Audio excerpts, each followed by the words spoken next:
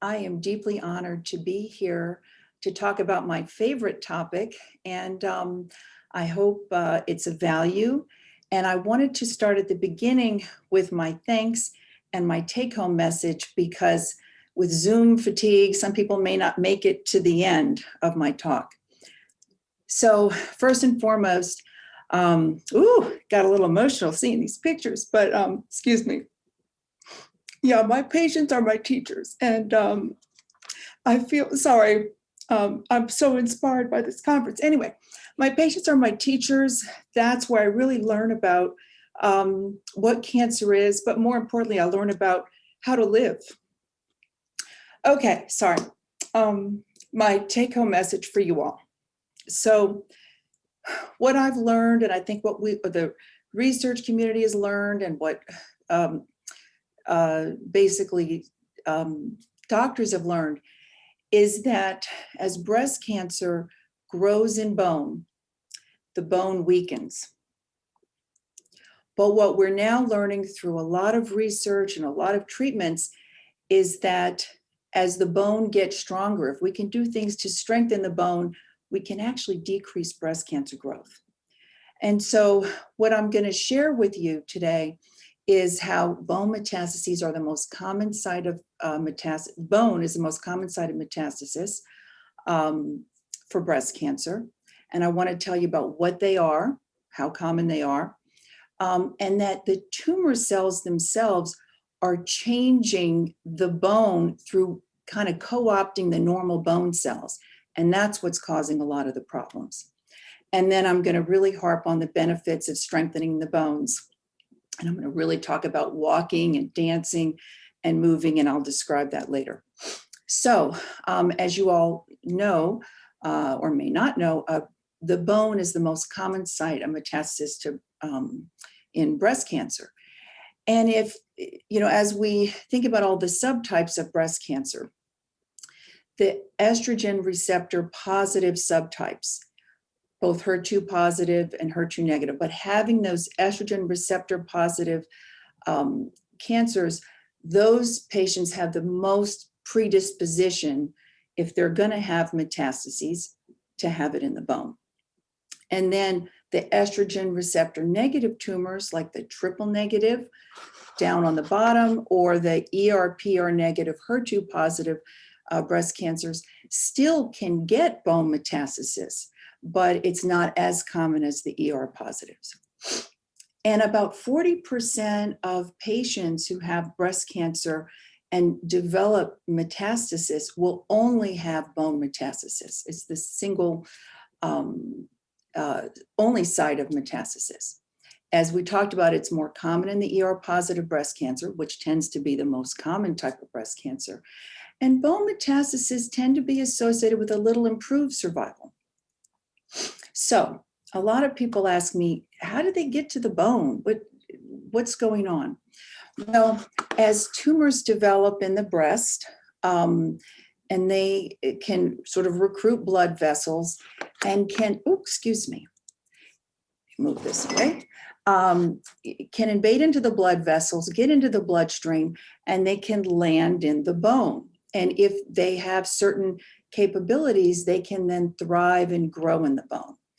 And so the bone, inside of the bone is the bone marrow, and then the outside is the hard cortical bone. So the tumor cells get in the bone marrow, but what breast cancer cells can do is they can co-opt and use the normal cells in the bone marrow to invade in and actually destroy the bone.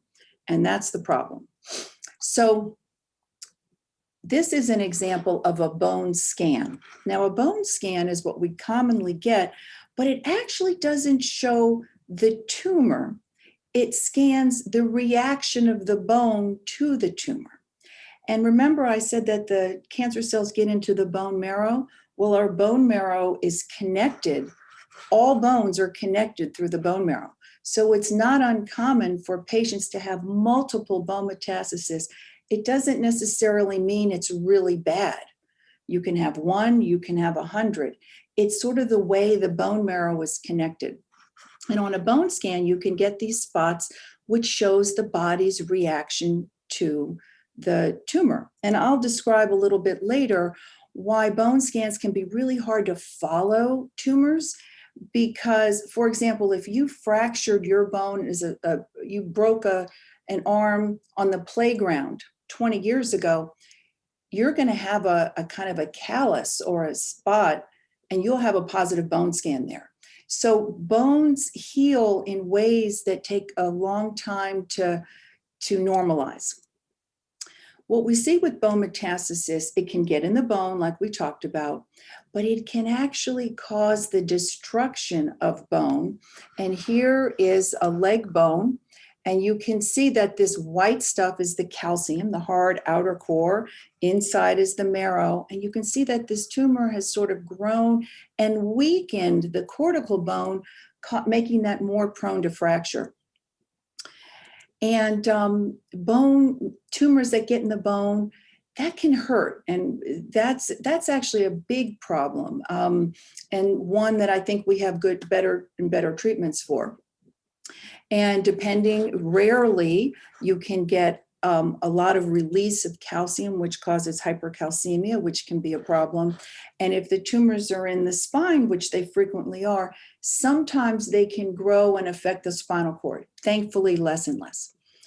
Okay, a few more things just to say. So frequently people will hear the words, like you read on the CAT scan report, or you'll hear your doctor talking about osteolytic metastasis.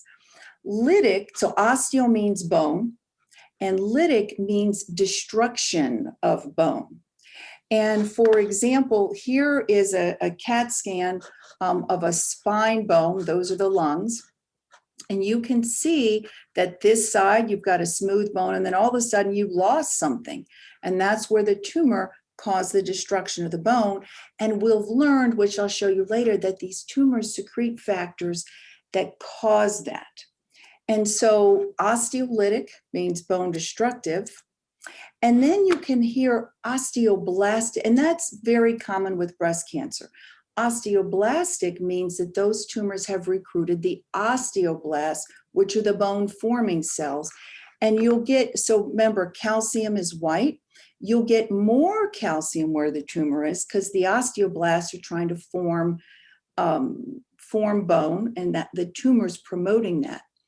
And what's interesting is if you start getting, so you don't get scared when you read the report, if you start treating the cancer and the cancer shrinking down, the body goes in to fill the hole, and you will see what we call osteosclerotic effect.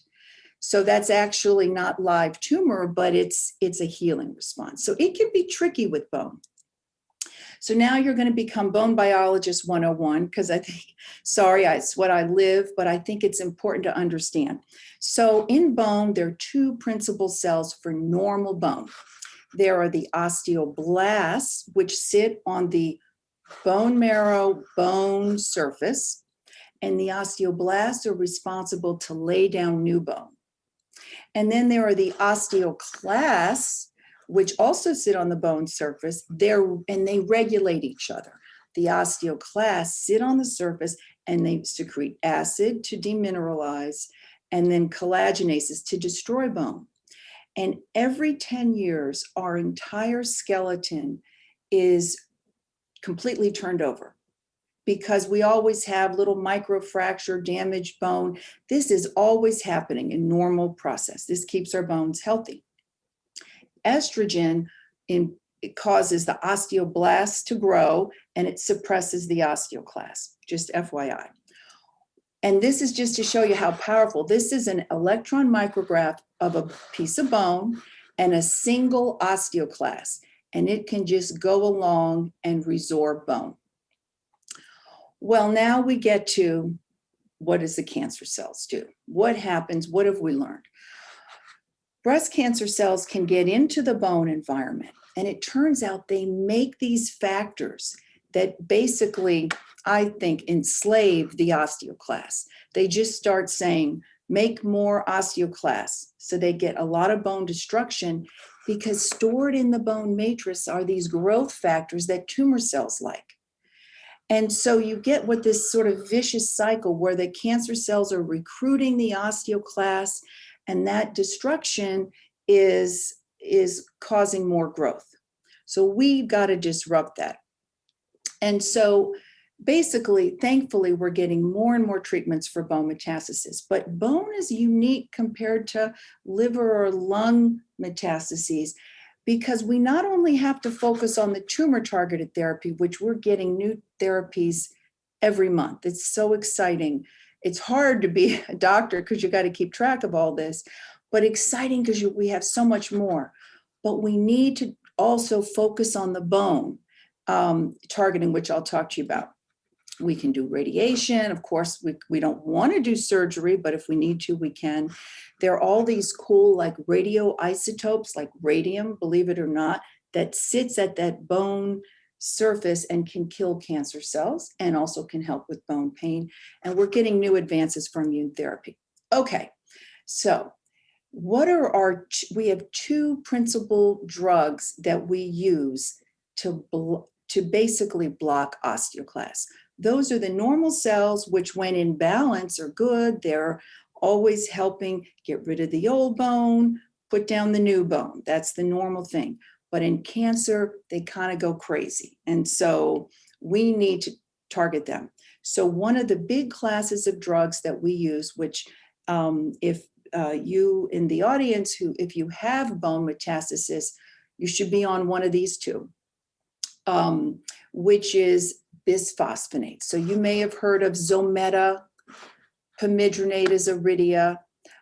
There are oral forms that we don't use for bone metastasis, but we use for osteoporosis, like Fosamax, you might have heard, Boniva. Anyway, what are they? They're these drugs. So this is bone marrow cells. These are the blood cells. This isn't cancer, okay? This is just a normal bone marrow.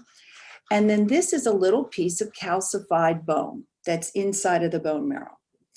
And we gave, this was a rat bone, but if you give radio-labeled, excuse me, I keep doing that, radio-labeled bisphosphonate, this drug is cleared after a few hours in the bloodstream, goes out of the kidneys. But in the bone, the black, it goes all along the surface of the bone, the drug, and it can stay there for months to years. So when we treat patients with osteoporosis who have overactive osteoclasts, we can give a single dose and it could last 1 year, if not 2 years, to really suppress the osteoclasts, because those osteoclasts sit on the bone surface. In the case of bone metastasis, we give them every month for a while, and then maybe every 3 months. And I can answer questions about that. So these drugs were used for osteoporosis. And Dr. Hortobiagi at MD Anderson had the foresight to say, this was in 1996, this was published. Let's see if we can use this for patients who have bone metastasis from breast cancer. And people were skeptical, but he persevered. And what he found was that the women, because everyone keeps thinking you got to treat the cancer cell. Why do you want to give an osteoporosis drug to someone that has cancer? And now we don't think twice about it, but back then it was a little forward thinking. It was forward thinking. And what they found was if this is the percent of patients that developed a serious skeletal complication, fracture, hypercalcemia, pain so significant you need radiation. If you can look, this is the percent of patients who had skeletal complications if you just treated them with regular chemo and treatments, versus if you added a bisphosphonate, it really cut down by about 30 to 40% the skeletal complications. What surprised everyone was it was radical impact on pain. And we now know that when you get a tumor that's growing in the bone, it recruits these pain fibers, these acid-sensing pain fibers. And if you can block the osteoclasts, which secrete the acid, you can really help pain. And now this was pamidronate, which was a little bit weaker. This is the order of strength. Pamidronate's a little weaker. When they started Zometa, zoledronic acid, even better results. Okay, there's another kid on the block, which is called denosumab. Some of you may know it as, as Xgiva or Prolia. Through a lot of work, through scientists trying to understand bone biology, what we found was rank ligand. This protein was what the osteoblast made to tell the osteoclast to grow and work. I sort of think of it as rank ligand rankle is to osteoclast as erythropoietin is to red cells. If you want to make red cells, you give EPO. If you want to make osteoclasts, you give rankle. And so Amgen made a drug called denosumab, which binds rankle, and basically osteoclasts you don't form them. Okay, so many studies thankfully through so many women and care teams have done trials to basically demonstrate that these are both great drugs. They target the osteoclast and they essentially they both prevent skeletal complications. They can decrease them, they can decrease pain, decrease fracture, and they're both great. Zometa, zoledronic acid, is intravenous. That first dose is a doozy. It can cause the flu-like symptoms. It actually stimulates an immune response. After that, it's pretty well tolerated. It's got a long half-life in bone. And I'll say about no rebound. And that's it. I'm saying that because COVID brought up a lot of stuff. Denosumab, which is Prolia, Xgiva, it's subcutaneous. And you can, that's really nice, especially for our patients who are on oral, like the Ibrance or the CDK4/6 inhibitors and oral endocrine therapy. That's really nice. But what we learned in COVID is that, you really can't go longer than 6 months. If you, because when the drug wears off, you get what we call a rebound. And you get huge doses of rank ligand being formed, and you can lose a lot of the bone. And we noticed this. So that's something, if you don't think you can get to the doctor, regularly, or I would go for the Zometa. Both of these drugs can increase the risk of what we call ONJ, osteonecrosis of the jaw, with a long, prolonged use. It's still very rare, but it does happen, and I can answer about that. But for the risk-benefit standard of care, if you have bone metastasis, you need to be getting one of these drugs, if you can. And now we're even starting to use them in the early stage breast cancer for postmenopausal women who are on endocrine therapy, which I'll tell you about. Okay. What else can weaken bones besides these tumor-secreted factors? So tumors can secrete the osteoclast factors, which makes the osteoclast going. But it turns out that decreased estrogen, which is if you have an ER-positive breast cancer, we're going to try to lower your estrogen levels. Decreased estrogen is a big issue, and physical activity is really important. If you have decreased estrogen and decreased physical activity, your bones are going to get weaker. Estrogen, these are the osteoblasts, which is the bone building cells, the osteoclasts, which are the bone destroying cells. Estrogen actually stimulates bone formation, and it blocks osteoclasts. And that's why when we go through natural menopause and estrogen levels go low, our bones get weaker. We have more osteoclast activity and less bone formation. Weight bearing is extremely important for bone strength.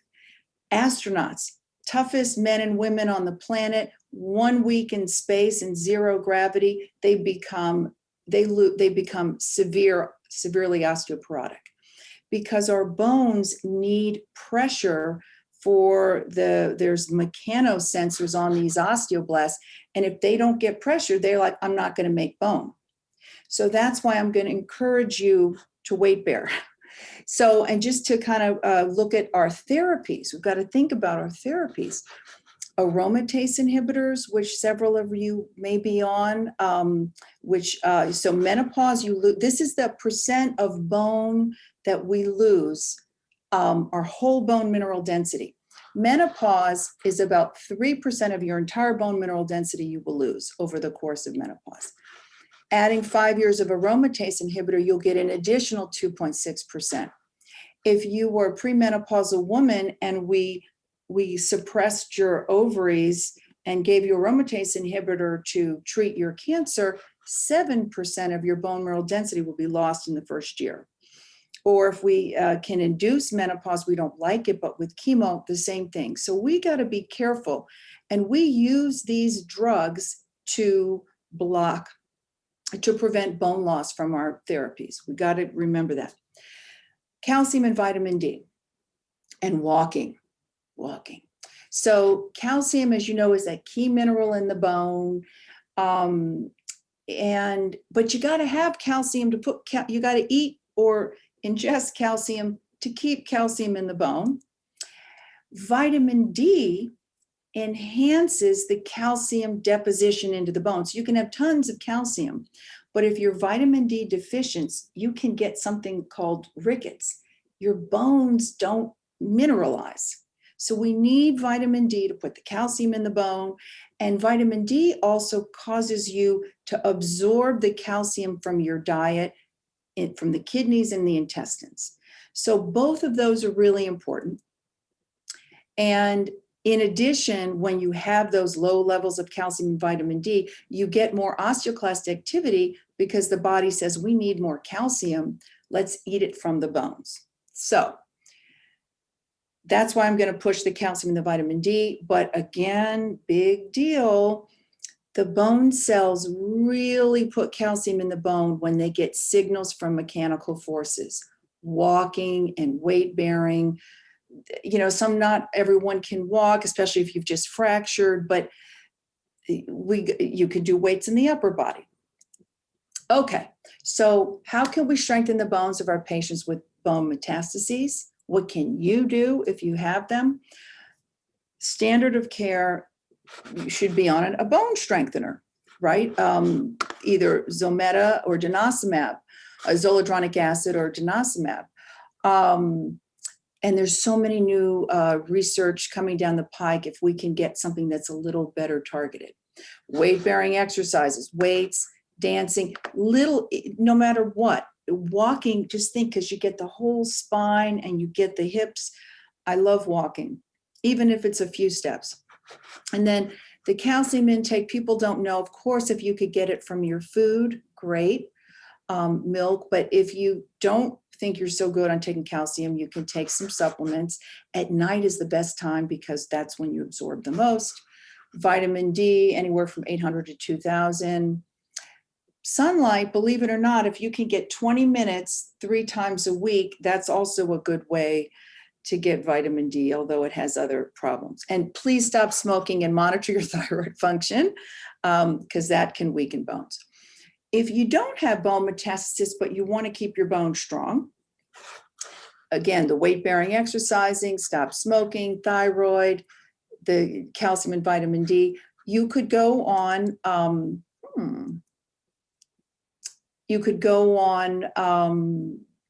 oral bisphosphonates or once a year, like the osteoporosis dosing. Tamoxifen is actually really good bone strengthener for postmenopausal women. Okay, the last few minutes, last 1 or 2 minutes because of time. So one of the challenges, a challenge of bone metastasis is how do we measure treatment response? Let's say that's the only, you have only tumors in the bone. We don't know that you don't have them other places. It's a challenge to know if things are working because bone takes at least 6 months to heal. Like if you have something in the lung and you can watch it shrink, that's pretty quick. But for the bone, it's that calcified hard tissue. It's going to look like there's a hole in it and it's going to take months to fill in. So those bone scans that I showed you that get that osteoblastic response, sometimes if we check the bone metastasis too early, we check the bone scan too early, it can look worse You can get a flare response because as we've shrunk the tumors, those osteoblasts come in to fill in the hole, and you can get scared and say, oh, it's worse, when it's actually better. It's kind of an art. It's a challenge. PET scans, which measure glucose uptake, can be good, but sometimes bone metastasis grows slow enough that the PET scan is not always positive, and sometimes it's not covered by insurance, which drives me crazy. We have tumor markers we can look at. Symptom monitoring is key. Another challenge is sometimes to get the diagnosis. It's not always easy to biopsy different parts of the bone. And a lot of times, clinical trials, they want measurable disease. So patients who only have bone metastases, they often can't go on clinical trials. And so we need to find a better way. This is an active area of research. So my last slide, last two slides. There's so many exciting therapies on the horizon. Of course, as you know, there's all the subtypes. We're getting new treatments every month. We are soon going to be able to figure out how to get immune therapy to work better in breast cancer. It works for some, but most people it doesn't. We've got to do better. The bone marrow is the source of the immune system. So I'm convinced there's some angle that we've got to look at there. We've got these radioisotopes that are really good to work on. They're taking those bisphosphonates, which target the bone, and linking drugs to them to try to bring the drugs to the cancer. We in my lab have been looking at ways to target drugs to get into the bone better. So that's it. And so my final message is that breast cancer can cause an increase in growth in bone, and it weakens the bone. It uses the bone cells to decrease bone strength, and that actually can feed its growth. But if we do things both with drugs, but also with our activities to strengthen our bones, we can just that decrease growth in bone. And we proved that in my lab. We had mice that had really strong bones, and we put tumors in there, and they did not grow very well. And we had mice that had weaker bones, and the tumors grew a little better. So I'm always pushing people about, let's do what we can to strengthen our bones. So I thank all my patients. Each and every patient has taught me something. All the patients who have come before us, and their families, and they've taught doctors and fellows and helped with the clinical trials. And just some of my funding sources and the people and collaborators that have worked with me over the years. Thank you very much. Dr. Kathy, thank you so much. I tell you, I learned so much from you just then, but I think the thing that I learned the most is that I'm going to start walking a whole lot more than I have been walking. And you probably didn't get to see it in the chat, but your emotion at the beginning of this was so heartfelt, and it was so inspirational to the people who were watching and to me as well, because it is heartening to know that there are physicians out there like you who take your work seriously, and you care about us, and we appreciate that.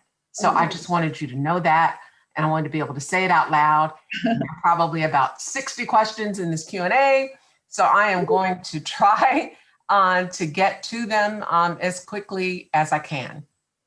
So the first question is, how important is it to have an oncologist who specializes in breast and bone mets?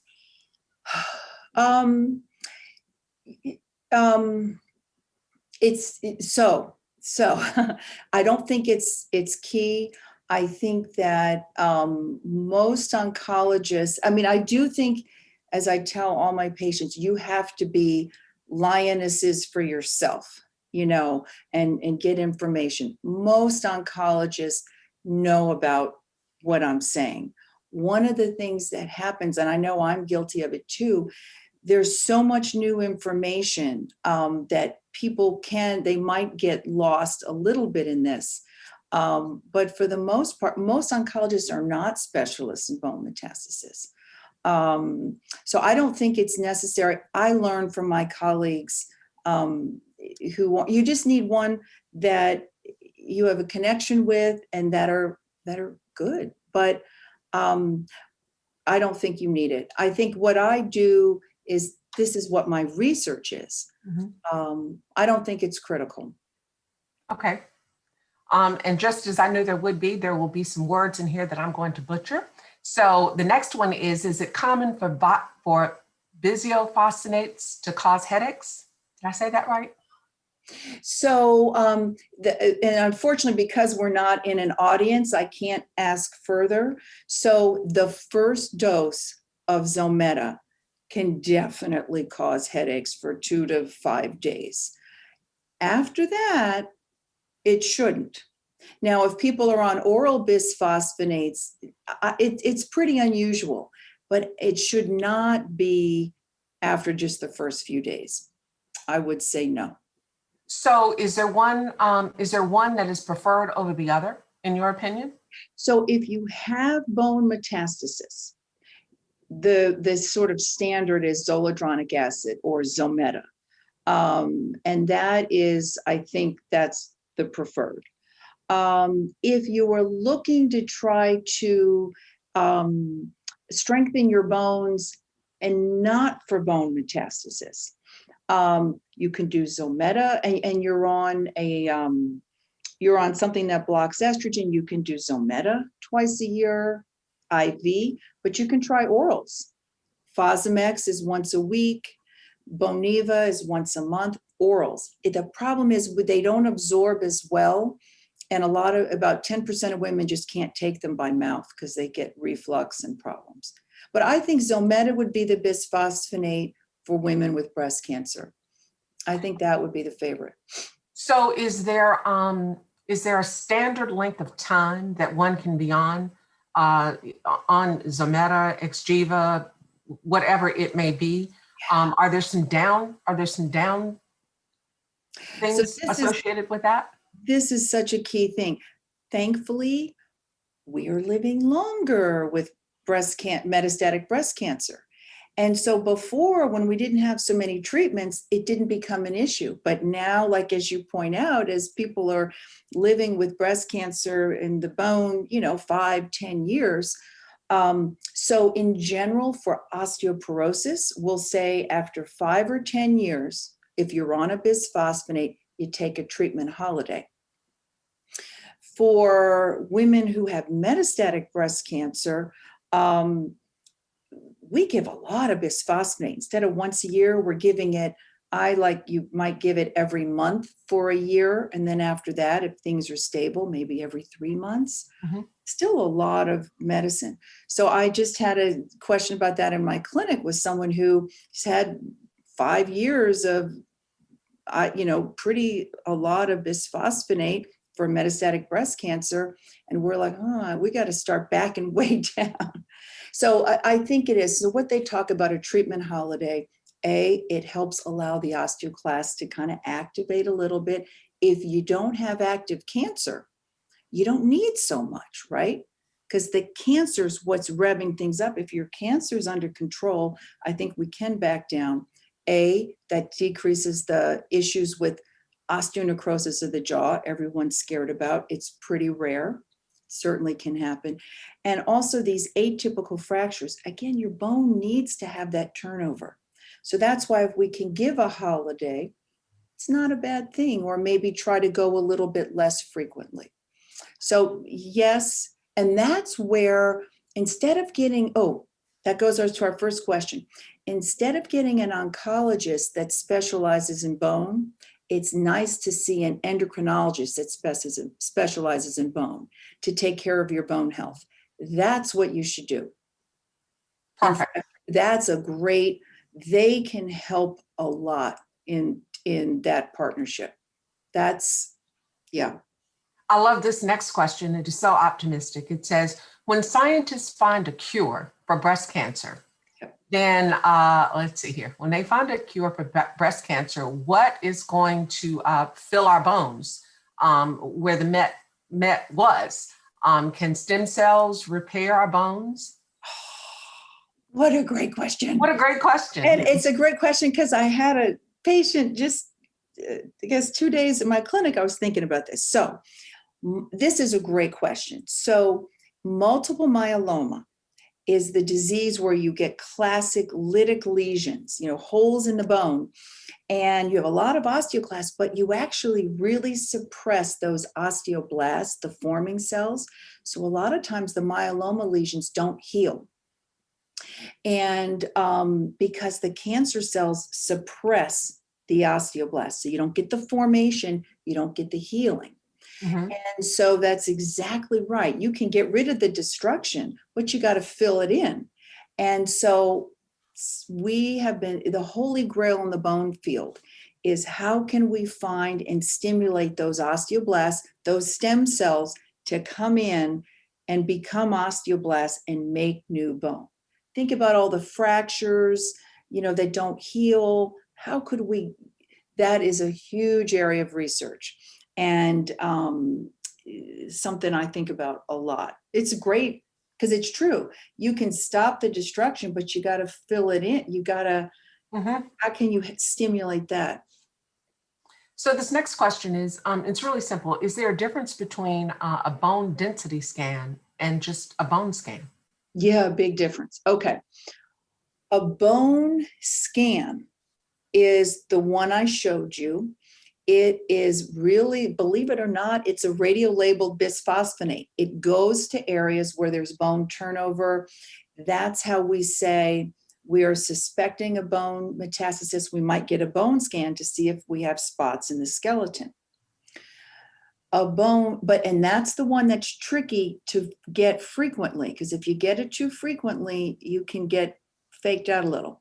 A bone density is what we get to see how strong our bones are. It's what you get to see if you have osteoporosis or not. And a bone density, they either look here or they do a hip, and they just measure the calcium content in bone. And so the bone densities would be, how are you osteopenic? That means a little bit less, your bones are a little weak. Are you osteoporotic? That means you have holes in your bone. That's the nickname, porosis. And the bone density, I think you can get by insurance about every 2 years on your patients to just follow. We want to make sure we don't lose too much bone. Okay. So what is this next question wants to know, what is the latest information on the significance of disseminated tumor cells in the bone marrow for metastasis? Any treatments that have been shown to eliminate these cells? So disseminated tumor cells. So we've done some clinical trials with this. So, basically in women who do not have metastatic breast cancer, they have localized breast cancer. If we do a bone marrow aspirate, sometimes we can find microscopic, what we call disseminated tumor cells. There have been studies that have shown that if you give bisphosphonates to strengthen the bone, those cells don't do so well. So you can decrease their number. And so a lot of times we are starting to consider giving the bisphosphonates earlier in the breast cancer journey, especially for postmenopausal women.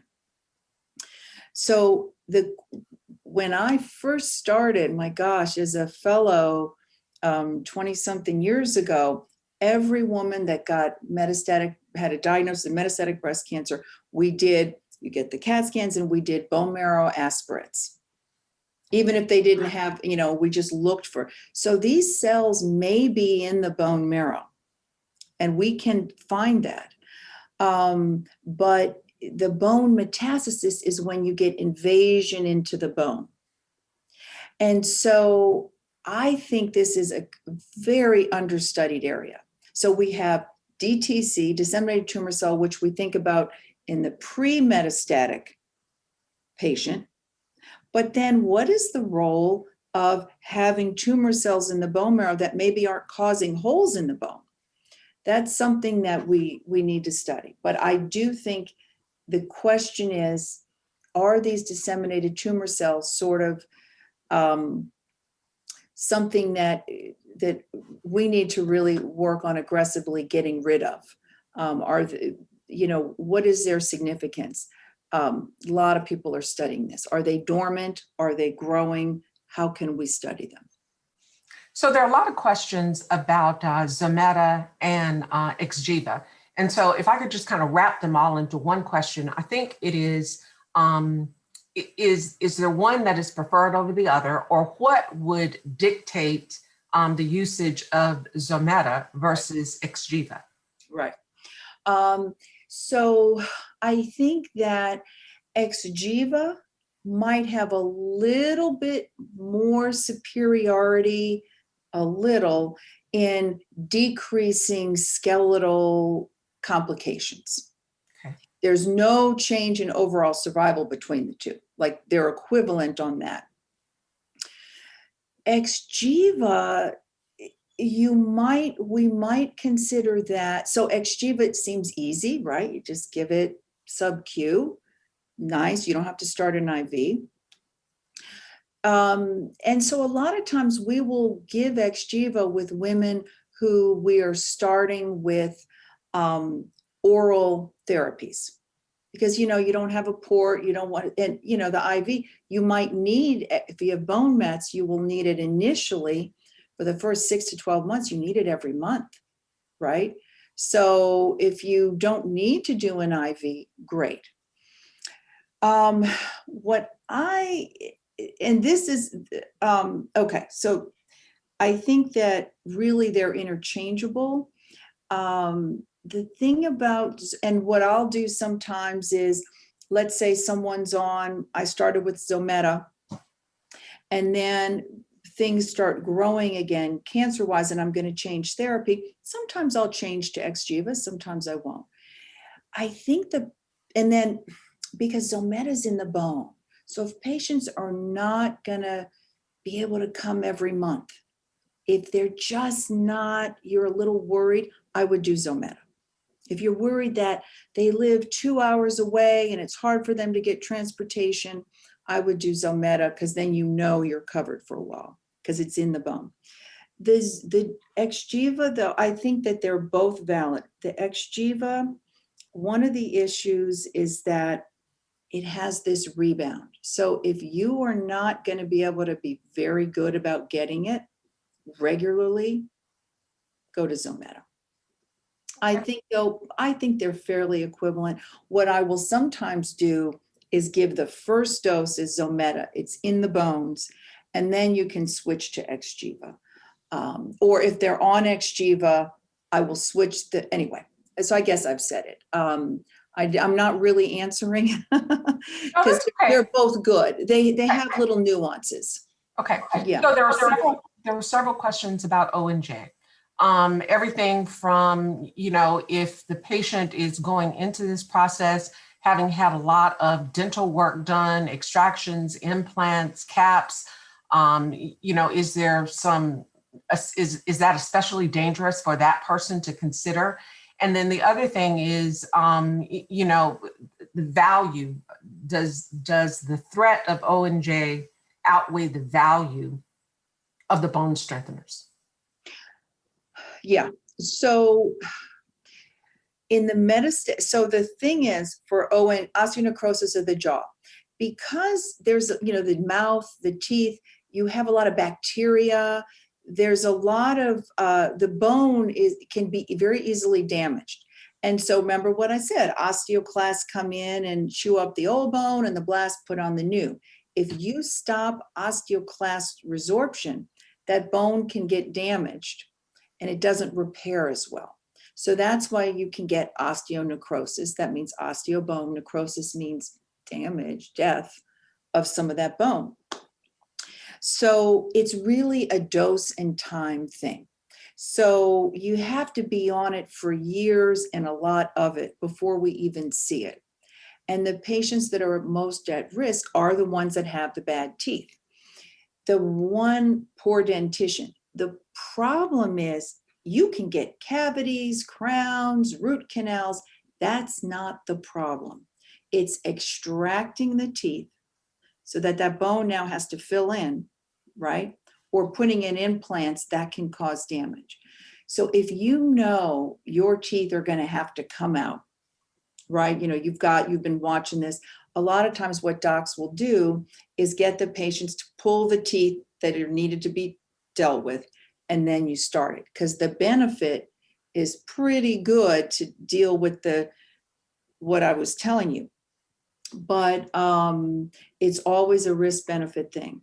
And so I think in the metastatic setting, it's really hard not to give a bisphosphonate or denosumab, even if your teeth are bad. We would try to get as much of the teeth done before, Can acupuncture in the jaw help prevent ONJ?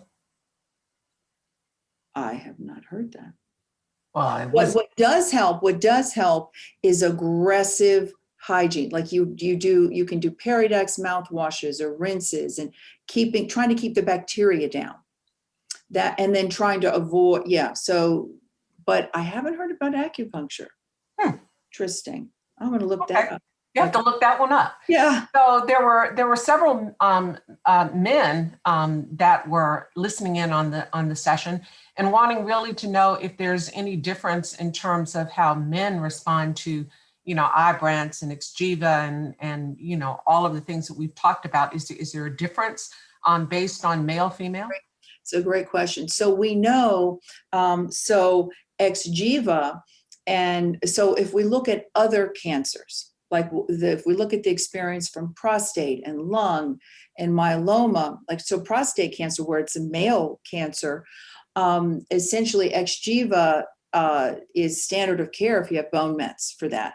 And it's also really great at preventing bone loss from when we do androgen deprivation.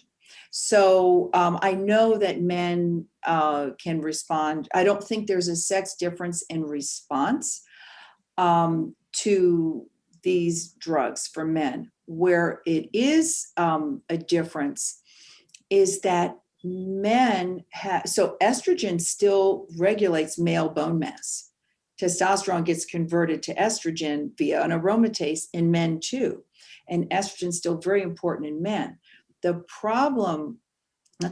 good thing is men start with much higher bone mass. So they can lose a lot before they get a problem. And so, but there's the men respond very well to Xgiva and Zometa. So that's not an issue. Now, in terms of Ibrance and like looking at male breast cancer, we need to do more studies, but pretty much they respond very well.